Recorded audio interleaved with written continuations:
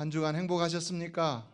늘 말씀으로 행복한 삶을 사시길 다시 한번 축복합니다. 오늘 보니까 여자분들의 목소리가 더 커요. 그래서 여자분들이 더 많이 오신 것 같습니다. 어제부터 어제 아니죠, 엊그제죠, 목요일부터 우리가 여름 성경학교를 시작했는데요. 평소에 한 10명 정도, 우리 팬데믹 이후로 아이들이 많이 줄었는데 10명 정도 모이던 아이들이 30명이나 등록을 했어요. 할렐루야. 하나님이 복 주신 줄로 믿습니다. 많은 분들이 알려주시고 또 참여해 주시고 또 그래서 자원봉사도 해주시고 식당에서 또 교사로 보조교사로 우리 학생들까지도 다 나서 갖고는 열심히 애를 많이 썼는데요. 또 알게 모르게 물질로 후원하는 분들도 많고 기간도 많이 있지요. 정말로 이 모든 일들은 하나님의 은혜인 줄로 믿습니다. 하나님이 축복하시기 때문에 이런 일이 있는 줄로 믿습니다. 그러므로 반드시 하나님께서 우리에게 더 큰 소망을 이루게 하실 줄로 믿습니다. 우리가 젊은 세대의 부흥을 위해서 기도하고 있는데요, 하나님께서 우리의 눈으로 보여주시고 계시는 줄로 믿습니다. 그래서 여러분 꼭 소망을 가지고 믿음 가운데 기도하실 수 있기를 바랍니다. 우리 윤현부 전도사님이 여름 성경학교를 준비하면서 티셔츠를 학생 수에 맞게끔, 그러나 조금 더 등록학을 생각해서 조금 더 많이 이렇게 살려고 했었다고 합니다. 근데 막상 가서 믿음이 생겼다는 거예요. 그래서 더 많이 샀는데 그 숫자가 딱 맞아 떨어졌다는 거예요. 정말 감사한 일이죠. 여러분 믿음대로 될 줄로 믿습니다. 믿음대로 되는 거예요. 믿음대로. 그래서 우리도 큰 믿음으로 가지고 기도해야 되는 것이고 행해야 되는 것입니다. 지금까지 우리는 성경을 통해서 행복의 비결에 대해서 여러 가지로 살펴봤는데요. 첫 번째는 무엇을 살펴봤습니까? 솔로몬의 전도서를 통해서 모든 것이 헛되다 그랬는데, 그렇기 때문에 인생이 헛되기 때문에 누구를 기억해야 한다고 그랬어요? 하나님을 기억해야 된다고 그랬죠. 하나님을. 그리고 둘째는 요한복음 15장의 말씀을 통해서 예수님께서 행복의 비결이 뭐라고 그랬어요? 내 안에 거하라. 예수님 안에 거하라. 예수님의 말씀 안에 거하라. 예수님의 사랑 안에 거하라. 기억나십니까? 네, 기억나죠. 기억이 안 나도 괜찮아요. 제가 또 할 수 있으니까. 그리고 세 번째로 지난 시간은 예수님께서 누가복음 18장의 말씀을 통해서 행복은 어떠할 때 생겨날 수 있다고 그랬어요? 내려놓을 때. 이쪽에서 대답을 하셨어요. 내려놓을 때. 믿으십니까? 그래서 어제 지난 시간 내려놓자 이런 말씀을 드렸습니다. 우리가 이렇게 말씀대로 살아야 행복할 수 있습니다. 오늘도 하나님께서는 사도 바울을 통해서 우리에게 행복의 비결을 가르쳐주고 있는데요, 그 행복은 첫 번째는 환경이 좋아야만 얻을 수 있는 것이 아니라는 것입니다. 여러분 팝의 황제라고 불리는 엘비스 프레슬리 잘 아시죠? 이 사람은 가난한 집안에서 태어나서 어렵게 성장한 사람이었습니다. 그러나 어려서부터 젊을 때부터 벌써 음악에 성공을 하면서 많은 그런 사람들을 사로잡았던 것을 볼 수 있는데요, 수많은 히트곡을 냈고 또 영화에도 출연하고 그리고 많은 화려한 무대를 거치면서 정말 상상도 할 수 없는 엄청난 물질과 명성을 손에 넣었던 것을 볼 수 있습니다. 젊은 나이에 벌써 최고의, 정말 오늘날 누구도 누리기 힘든 그런 스타의 반열에 올라서 그 모든 것들을 누렸었는데요, 그러나 그가 그렇다면 행복했을까? 어떻습니까? 그런데 그는 이런 고백을 했습니다. 나는 이미 모든 것을 가져보았지만 내 마음에는 뭔가가 여전히 텅 비어 있다. 그 빈 공간이 나를 점점 죽이고 있다. 그에게는 물질로도 명예로도 어떤 화려함으로도 사람들의 어떤 칭찬과 그 프레이즈하는 그런 높임, 이런 것들로도 환호성으로도 채울 수 없는 공간이 있었다는 것이죠. 빈 공간. 결국 그는 불안, 외로움, 공허함으로 무너지기 시작했고, 그래서 약물, 수면제, 또 진통제, 또 각성제 같은 약물에 의존하다가 약물 과다복용으로 젊은 나이에 42세에 심장마비로 사망을 했다는 것인데요, 그렇게 죽으니까 또 전 세계 수억의 인구가 그를 갖다가 애도했다라고 기록하고 있습니다. 그렇다면 그는 행복한 사람이었을까? 그렇게 많은 것을 누리고 또 죽어서도 많은 사람들이 애도했기 때문에 그는 행복한 사람이었을까? 그러나 그의 고백은 그렇지 않다는 것이죠. 그렇다면 오늘 여러분은 행복하십니까? 세상은 끊임없이 우리에게 말합니다. 더 많이 가져야 행복하다. 더 높은 자리에 올라가야 행복하다. 문제가 없고 건강하고 모든 것이 넉넉해야 행복할 수 있다. 그러나 현실은 그렇지 않다는 것이죠. 행복은 결코 이런 것들에 있지 않고 외적인 성공에 있지 않고 소유에 있지 않고 어디에 있다는 것입니까? 많은 사람들은 그 질문에 대한 해답을 찾아 헤매고 있는데요. 그런데 오늘 본문에 사도 바울은 11절 하반절에서 이렇게 말하고 있습니다. 다 같이 읽어볼까요? 줄친 부분만 시작. 어떠한 형편이든지 나는 자족하기를 배웠노니. 성도 여러분, 자족할 수 있어야 우리가 진정 행복할 수 있는 줄로 믿습니다. 여러분은 늘 자족하는 성도가 되시기를 주의 이름으로 축원합니다. 인생은 환경이 좋든 나쁘든 자족하는 마음이 있어야 행복한 것입니다. 아무리 가난해도 자족하는 마음이 있어야 되고 아무리 부하더라도 자족하는 마음이 있어야 되는 것이고, 그리고 아무리 어려운 환경을 만난다 할지라도 자족하는 마음이 있어야 진정 우리가 행복을 쟁취해낼 수가 있다는 것입니다. 유대인 심리학자 빅터 프랭클린은 아우슈비츠 수용소에서 가족을 다 잃어버렸어요. 그런데 그가 이런 말을 합니다. 행복은 환경이 아니라 태도의 문제이다. 따라서 삶의 고통 속에서도 인간은 행복을 선택할 수 있다.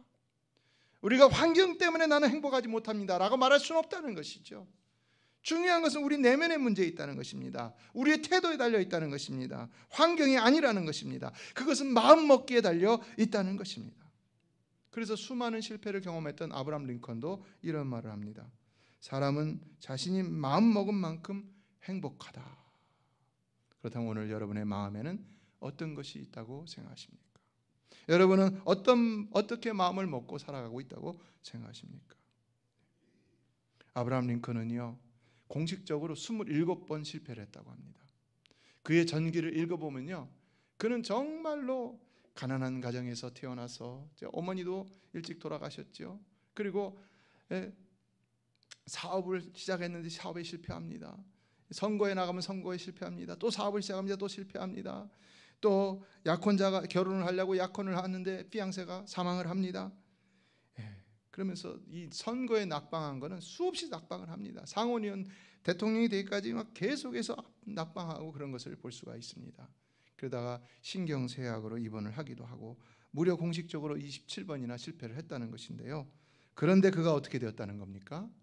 그런 그가 미국인들이 가장 존경하는 대통령이 되었다는 것입니다. 어떻게요? 그는 항상 마음을 잘 먹었기 때문이라는 것이죠. 좋은 마음을 먹었기 때문에, 자족하는 마음이 있었기 때문이라는 것입니다. 여러분, 오늘 우리 마음에도 자족하는 마음이 있기를 주의 이름으로 축원합니다. 오늘 본문에서 살펴볼 수 있는 첫 번째 교훈은 행복은 환경이 아니라 이 마음에서 시작된다는 것입니다. 본문에서 어떤 형편에서든지 나는 자족하기를 배웠노라고 말한 바울은 지금 감옥에 있었습니다. 빌립보서는 옥중서신이죠. 에베소, 빌립보, 골로새서 옥중서신이죠. 그러므로 지금 그는 사방이 막혀 있고 자유는 빼앗기고 미래는 불확실한 상태에 있었습니다. 언제라도 로마가 그를 죽이면 그는 죽을 수밖에 없는 처지에 있었습니다. 그런데 그는 이렇게 말한다는 것입니다. 어떠한 형편에 있든지 나는 자족하기를 배웠노라. 이 말은 뭡니까? 나는 자족한다는 것이죠. 내가 아무리 감옥에 있어도 나는 자족한다는 것입니다. 내가 내일 죽을지 몰라도 나는 자족한다는 것입니다. 나는 만족한다는 것입니다. 이 자족한다는 말이 뭐냐면요, 헬라어로 아우르타르케이아라고 되는데, 아우르타르케이아 이 말은 스스로 만족한다는 이런 말이지만 그러나 여기에는 철학적인 의미가 있습니다. 헬라 세계에서 성행하던 스토아 학파의 모토이기도 했다는 것인데요, 그들은 이렇게 가르쳤다는 것입니다. 우리의 바깥으로부터 온 것들의 가치는, 외부적으로 온 것들의 가치는 대단치 않다. 어느 쪽으로도 별다른 힘을 발휘하지 못한다. 외부적인 환경이 가치 있는 것이 아니다. 이걸 항상 가르쳤다는 것입니다. 그래서 자꾸 이 내연의 힘을 강화시키도록 그렇게 훈련을 시켰다는 것인데요, 이것이 바로 셀프 트레이닝, 또 마인드 컨트롤 같은 것이죠. 그러니까 너무 이 환경에 지배를 받지 말라. 환경에 영향을 받지 말라. 오히려 그 내면의 힘으로 환경을 극복하고 그 내면의 의지로 환경을 지배하는 삶을 살라. 이렇게 가르쳤다는 것입니다. 사실 그러나 이것은 뭐 스토아 학파뿐만 아니라 세상에 많은 사람들이 가르치고 우리 동양 철학도 이런 것들을 유교 같은 데서도 가르치고 우리 어렸을 때부터도 선생님에게 이런 얘기를 많이 들었죠. 그러나 여러분, 그렇다면 바울이 말하는 것이 이것일까요? 바울이 말하는 자족은 무엇일까요? 바울이 말하는 자족은 다른 점이 있는데 그것이 뭐냐? 그 근거가 다르다는 것입니다. 헬라 철학이 말하는 자족은, 세상이 말하는 자족이라는 것은 스스로 그냥 만족하는 것입니다. 내 스스로 내가 만족하면 됐어요. 끝나는 거예요. 그러나 바울이 말하는 자족은 뭡니까? 뭘 근거로 한다는 거예요? 뭘 근거로 한다는 것입니까? 그것은 예수 그리스도를 믿는 믿음을 근거로 한다는 것입니다. 그래서 13절이 말하는 것입니다. 13절 유명한 말씀이죠. 우리 다 같이 한번 읽어보겠습니다. 시작. 내게 능력 주시는 자 안에서 내가 모든 것을 할 수 있느니라. 믿으십니까? 여러분에게 능력 주시는 자가 있는 줄로 믿습니다. 그러므로 여러분이 그분 안에만 있다면 모든 것을 능히 할 수 있는 줄로 믿습니다. 이런 믿음이 있기 때문에 그는 자족할 수 있었다는 것입니다. 오늘 우리에게도 이런 믿음이 있으면 얼마든지 자족할 수가 있다는 것입니다. 그래서 바울은 감옥에 있었어도 자족할 수 있었다는 것인데요, 그 믿음 때문에 그에게는 어떤 힘든 형편도 결코 문제될 것이 없었다는 것입니다. 그것이 감옥이고 사형이라 할지라도 그것이 문제될 것이 없었다는 것입니다. 그렇다면 오늘 우리는 어떤가? 우리는 과연 자족하고 있는가? 자족하지 못한다면 무엇 때문에 자족하지 못하는가?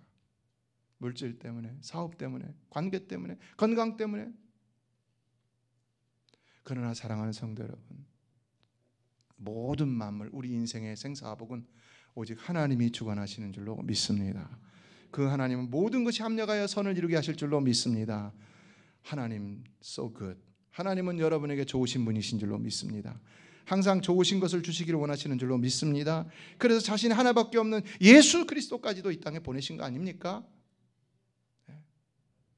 그러므로 우리에게 일어나는 어떤 일이라 할지라도, 그것이 아무리 좋지 않은 일이라 할지라도 합력하여 선을 이룬다고 로마서 8장에서 사도 바울은 우리에게 증거하고 있습니다. 그러므로 이런 하나님을 우리가 믿는다면 나는 아무것도 없어도, 내 형편이 아무리 열악하더라도 나 주님 한 분만으로 만족할 수 있습니다 라는 고백까지 나올 수 있는 신앙이 되어야 한다는 것입니다. 이에 둘째 진정한 회복은 이렇게 주님을 신뢰할 때만이 가능하다는 사실입니다. 스폴전 목사님은 이런 말을 했습니다. 하나님을 전적으로 신뢰하는 자는 어떤 환경 속에서도 하나님께서 자신을 가장 좋은 길로 인도하신다는 확신 속에 기뻐할 수 있다. 금방 드렸던 말씀이죠. 똑같은 말을 하고 있는 것이죠. 정말 우리가 하나님을 신뢰한다면 하나님은 어떤 환경에서도 우리를 가장 기뻐하시는 가장 좋은 길로 인도하신다는 확신 속에 기뻐할 수 있어야 한다는 것입니다.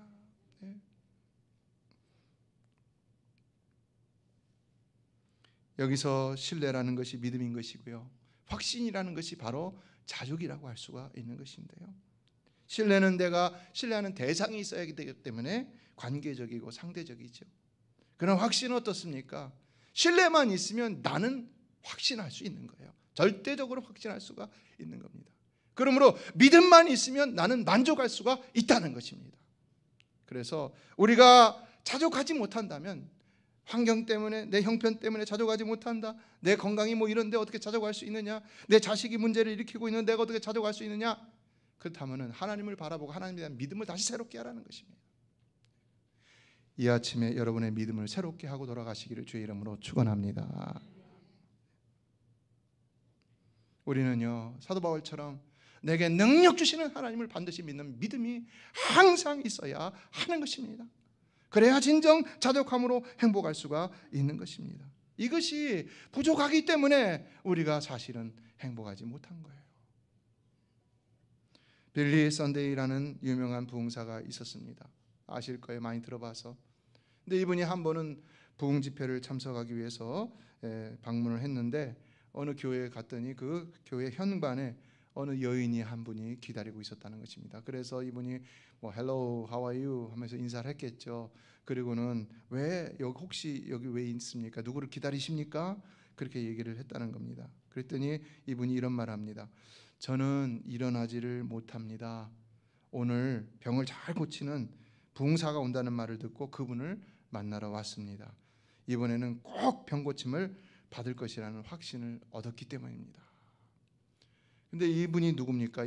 여기서 말하는 이 부흥사가 자기잖아요.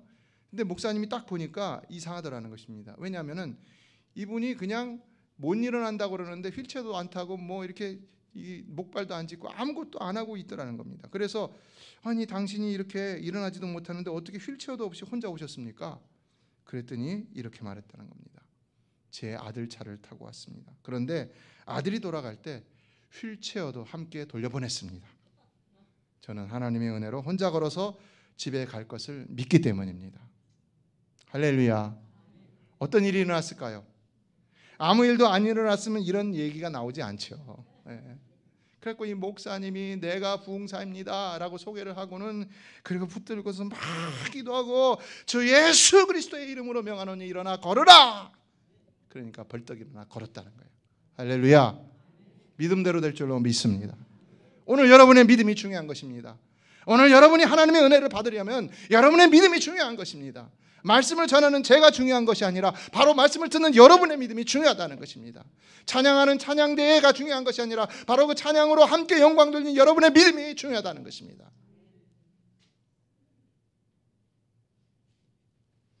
그러므로 여러분의 믿음을 더 굳세게 함으로 확신 가운데 자족할 수 있는 성도들 되시기를 주님의 이름으로 축원합니다. 100% 하나님을 신뢰하시기를 바랍니다. 100%입니다. 여러분 100% 신뢰하시는 분 손 들어보세요. 손 안 드는 분도 있어요. 근데 뭐 100% 신뢰하는데도 안 들은 분이 계시겠지만 그러나 제가 이렇게 보면 나는 믿음이 없어 이런 분들이 있더라고요. 그러지 마세요. 믿음은 누가 고백하는 겁니까? 내가 여러분을 고백해 주는 겁니까? 누가 고백하는 거예요? 내가 고백하는 거예요. 그러면 나는 믿습니다 하면 되는 거예요. 믿으십니까? 그렇죠. 근데 내가 그걸 못하면 안 되는 거예요. 그게 그 믿음으로 살아야 된다는 거예요. 예, 세 번째, 자족은 삶을 자유케 하는 것입니다. 지금 바울은 감옥에 있는데 어떻습니까? 뭐 그거 하는 얘기를 들어보면 그냥 감옥에 없는 자처럼 아주 자유롭게 하고 있음을 짐작할 수가 있죠. 그래서 그는 거기서 수많은 로마인들에게 복음을 전했는데요. 로마의 많은 정치인들과 장성들에게도 복음을 전했다는 이야기가 있습니다. 그랬을 때 그는 얼마나 행복했을까요? 얼마나 행복했을까요? 이처럼 자족이라는 것은 우리로 하여금 자유케 함으로 말미암아 우리가 마땅히 감당해야 할 복음을 전하고 사명을 감당케 하는 행복을 우리에게 전해주고 있다는 것입니다. 자족하는 마음이 왜 우리의 삶을 자유케 하는 것입니까? 첫째는 우리가 자족하면 더 이상 남과 비교하지 않습니다. 아무리 내가 건강하지 못하더라도 건강한 사람과 비교하지 않습니다. 나 자족하니까 나 괜찮아. It's okay. I'm okay. I'm good. Right, Vince? Yeah.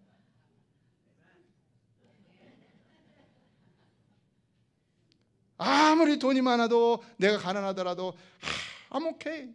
I'm happy. 할렐루야.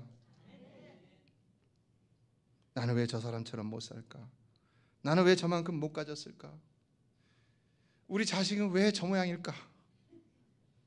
그게 아니라 나는 주님 한 분만으로 만족합니다. 그래서 나는 행복합니다. Thank you, Jesus. 두 번째, 그러므로 세상의 기준에 휘둘리지 않기 때문입니다. 예수로 신뢰함으로 자족하는 사람은요, 더 이상 세상에 귀를 기울이지 않기 때문입니다. 누구에게만 귀를 기울입니까? 예수님에게만, 성경에만, 말씀에만 귀를 기울인 거죠. 네. 여러분, 세상에 많은 명언들이 있잖아요.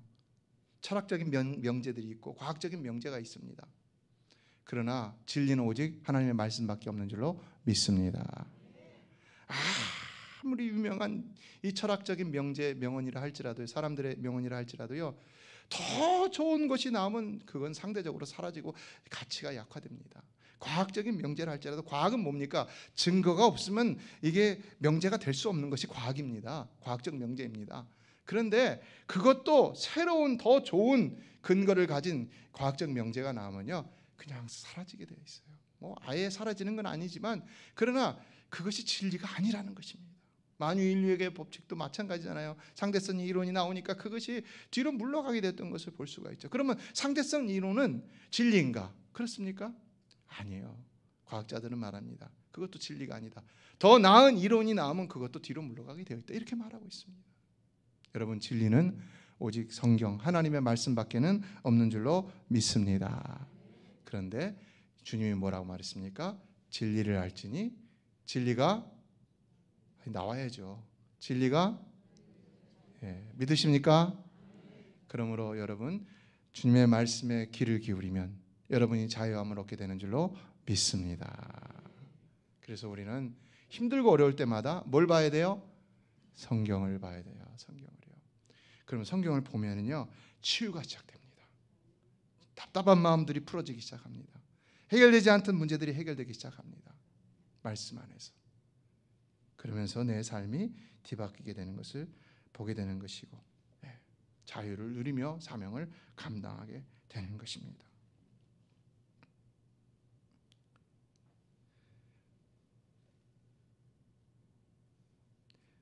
그러므로 말씀을 맺겠습니다. 성도 여러분, 어떤 환경에서도 주님과 주님의 말씀에 대한 믿음과 확신 가운데 자유함으로 사명을 감당하는 메시아의 성도들 되시기를 주의 이름으로 축원합니다. 12절을 보면 나는 비천에 처할 줄도 알고 풍부에 처할 줄도 알아. 모든 일 곧 배부름과 풍부와 궁핍에도 처할 줄 아는 일체의 비결을 배웠노라 라고 했습니다. 그는 사역을 하면서 정말 가난하고 필요할 때도 있었고, 그렇지만 또 물질적으로 부유할 때도, 후원을 많이 받을 때는 부유할 때도 있었다. 그러나 그 가난하나 부하나 자족했다는 것입니다. 가난도 죄가 아니고 부자가 되는 것도 죄가 아닌 것입니다. 중요한 것은 우리가 가난하든 부하든 자족하는 것입니다. 누구로 인하여? 예수님으로 인하여. 내게 능력 주시는 예수님으로 인하여, 하나님으로 인하여. 믿으십니까? 그러니까 우리의 소망은 오직 누구여야 된다는 거예요? 예수님, 하나님만 되어야 할 줄로 믿습니다. 그런 자족감 가운데 이제 우리는 더 행복한 삶을 위해서 사명을 감당하는 겁니다. 바울은 그래서 그가 그 비천한 가운데서도 필요한 가운데서 자족하였기 때문에 기쁨으로 사명을 감당하며 행복을 누리고 있었다는 것입니다. 이것이 바로 의미 있는 삶인 것이죠. 오늘 우리는 과연 의미 있는 삶을 살고 있는지요? 여러분에게 또다시 도전을 드립니다. 여러분의 남은 생에는 어떤 삶을 살겠습니까? 먹고 마시고 즐기고 누리는 데서 행복을 찾으려 합니까? 그래야 행복할 수 있다고 생각합니까? 그렇지 않은 것입니다.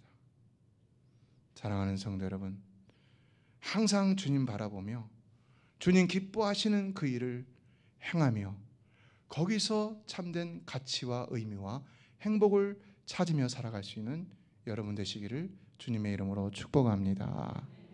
그래서 우리가 함께 모여서 이렇게 교제하고 밥을 먹어도요, 항상 하나님 사랑, 이웃 사랑을 생각해야 되는 거예요.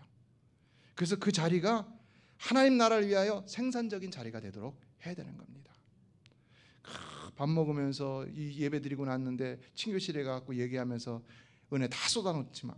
쏟고 막 그냥 누구가 이렇다 저렇다 누구 집에 뭐가 어쩌고 저거 이러면 안 되는 거예요. 이러면 안 되는 거예요.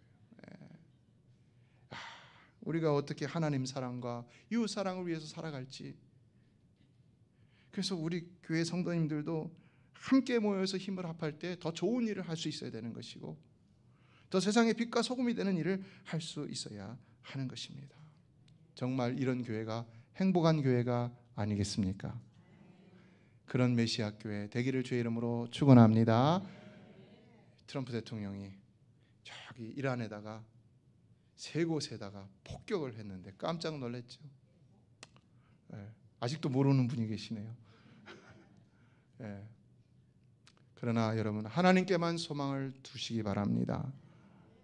우리 민족이 오늘 75년 전에 6월 25일 날 전쟁이 일어났잖아요. 코리안 워, 한국 전쟁이 일어났잖아요. 우리 조국도 안전하지 못하죠, 지금도. 그러나 우리가 하나님을 더욱 의지하고, 아니 하나님만 의지하면은 하나님 우리 조국을 지켜주실 줄로 믿습니다. 이스라엘이 망하게 된 것은 하나님만 의지하지 않고 하나님도 의지하고 우상도 의지했기 때문인 것입니다. 절대로 그러면 안 되는 겁니다.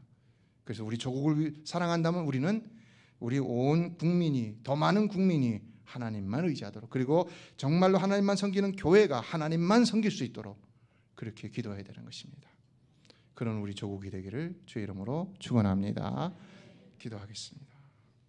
우리 찬송하고 기도합니다. 찬양할 때에 오늘 행복이라는 찬양을 같이 한번 부르도록 하겠습니다. 우리 이영식 목사님 어디 계세요? 한번 같이 불러줬으면 좋겠어요. 예. 가사의 의미들을 하나하나 새기면서 불러주시면 좋겠습니다. 화려하지 않아도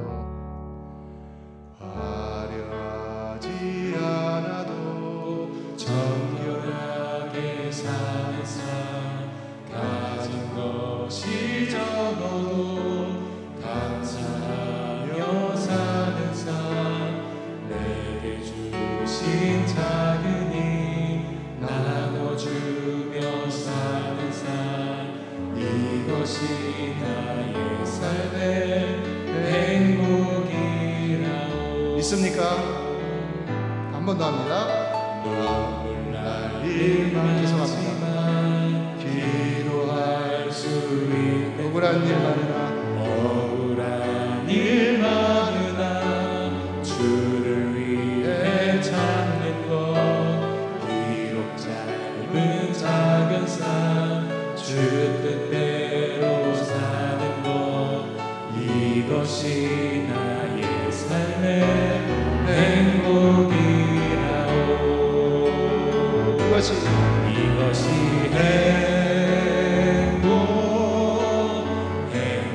행복이라오. 두 손 들고 세상 두 손 들고 우리 할까요? 수 없네 하나님 선물, 이것이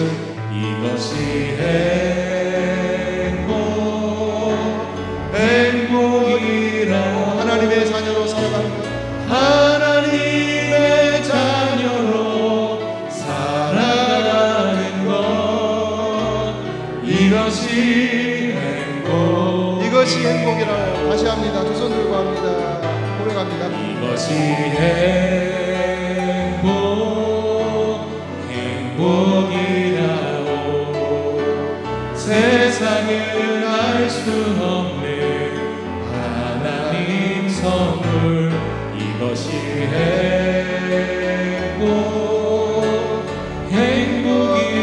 행복이라오. 하나님의 자녀로 살아가는 것, 이것이 행복이라오.